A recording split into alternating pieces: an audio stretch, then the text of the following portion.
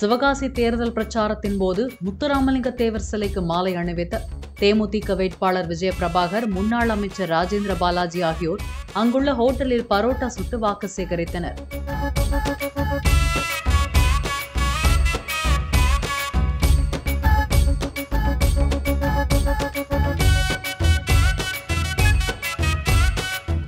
இருவரும் ஒரே இலையில் பரோட்டா சாப்பிட்ட போது அருகிலிருந்த நிர்வாகிகளுக்கும் பரோட்டாவை பகிர்ந்து கொடுத்தார் விஜயபிரபாகர்.